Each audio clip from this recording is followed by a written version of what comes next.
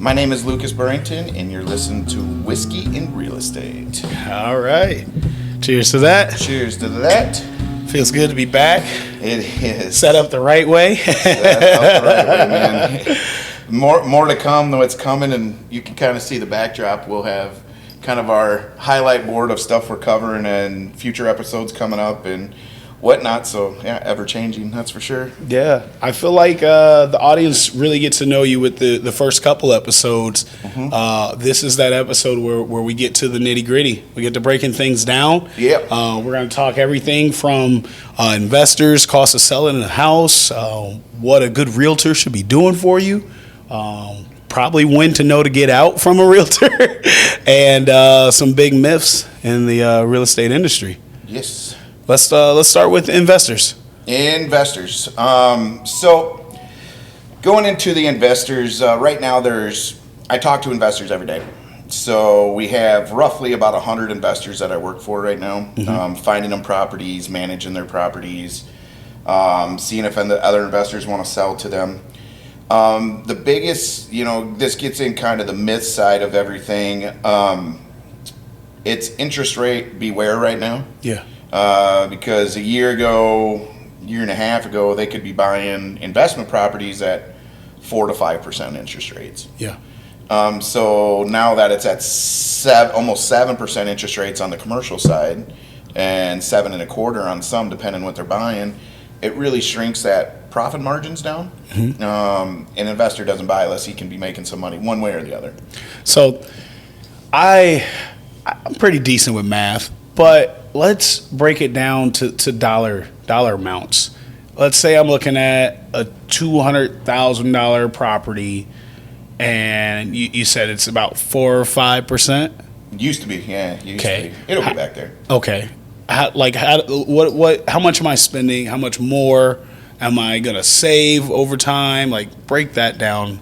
So you were buying a year ago, 2 years ago at that 4 and 5% interest rate, and where you're at today with that 7.5% interest rate, I mean, you're talking a $40,000 to $50,000 swing in a purchase price, where it goes, depending on the property, the cash flow side. Wow. So what was cash flowing at $2,400 a month on a rental income, so say it's a fourplex or a triplex or whatever, mm-hmm.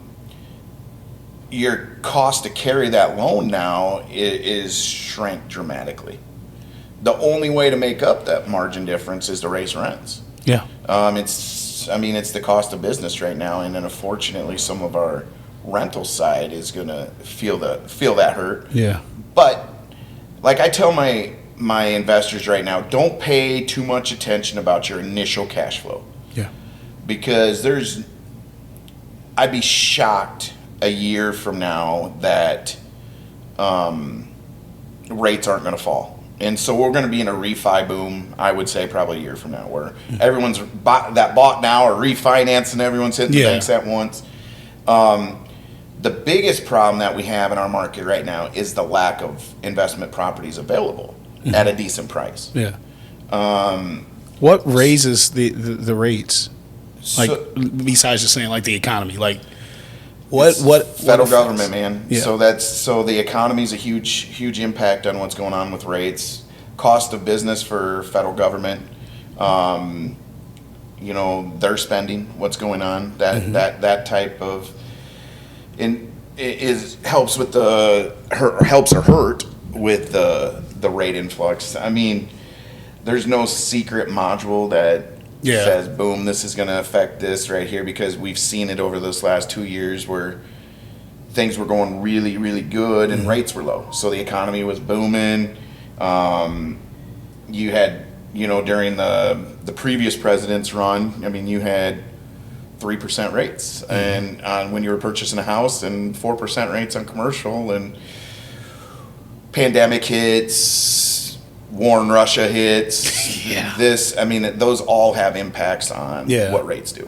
Okay. And so there's a cause and effect, obviously, and we're seeing the effect. Yeah, it affects everybody. Yep. For some of the choices that were made this last couple of years. So. Wow. Yep. So that's why it's important to vote. get out and vote for sure. One way or the other, go vote for your dog. You got that right. Go vote. Wow. Yeah. So I mean, but once again, getting back to investors, beware, and investor, don't be scared. Scared money don't make money. Yeah. Yeah. So, because even if you buy at this higher rate, once it drops, like you said, they're going to do a bunch of refis. Like the big picture, I was talking to an investor out of California last week, and he's like, "Man, this is going to be tough on the cash flow." I go, "But we've been waiting 6 months for 3 fourplexes to come up." Yeah. I'm like, "We haven't seen this where you can buy 3 really nice fourplexes right now, and you know where rates will probably going to turn to." I go, "So what's more important to you right now? Locking up some properties that you could never find?" Yep.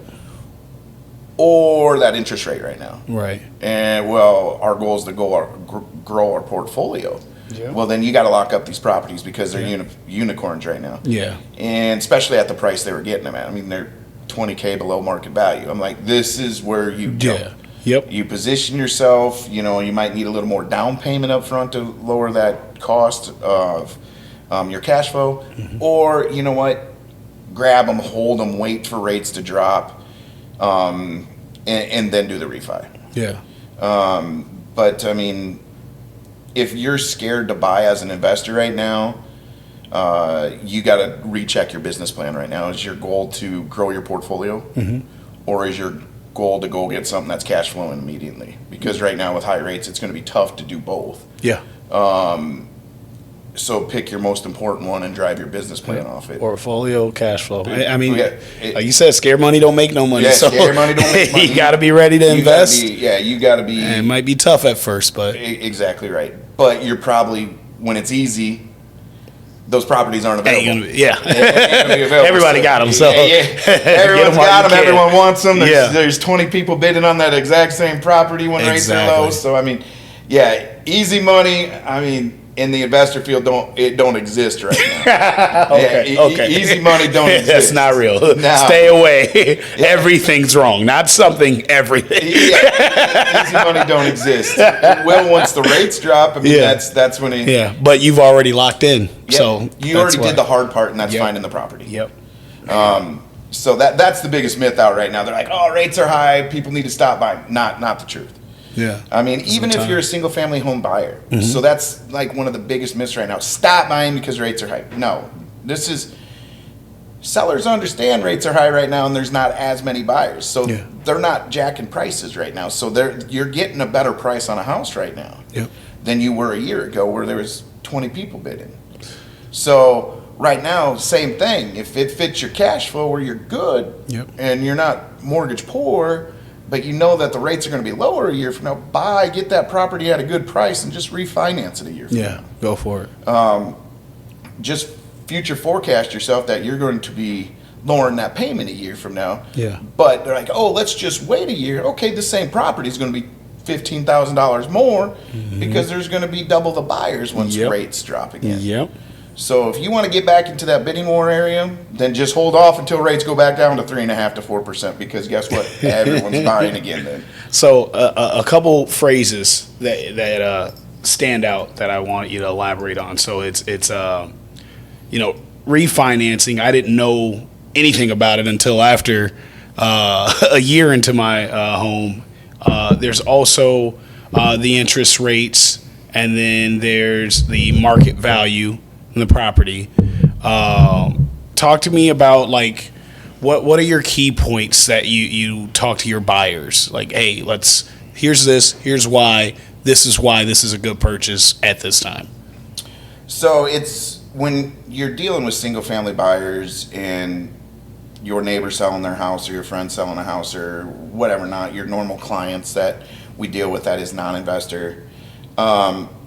It's basically all the family's needs. You know, your number one thing that you're looking at when you're getting into buy a house is location, location, location. Top 3 things of real estate: location, location, location. Okay. And then you putting that on the screen. It's then you kind of see, okay, here's where I want to be. What's available?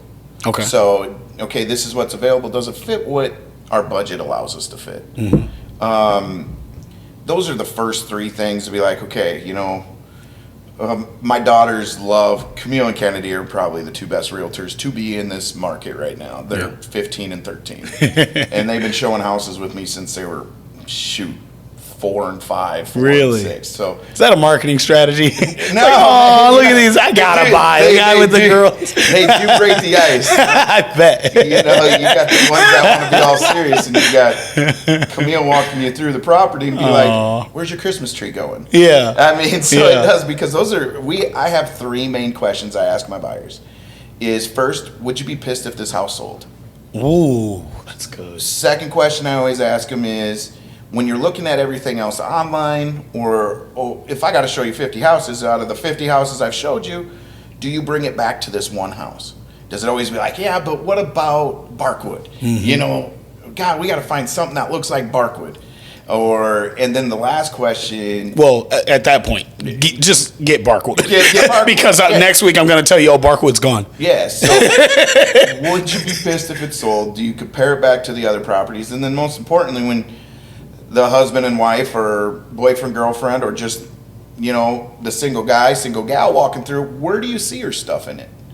I mean, can you show me where your kitchen table's going? Yeah. Where's your studio going? Where's the pool table? Where's the couch? Like, let's walk through. Is this property going to work for what you currently have? Oh, wow. And then my daughters always ask, because we're a Christmas freak. I mean, if you saw in here right now, it's almost June and we still got some Christmas stuff rolling. Yeah. My daughters are like, where are you putting your Christmas tree? That's awesome. So my daughters can give the 3 questions plus their 4th.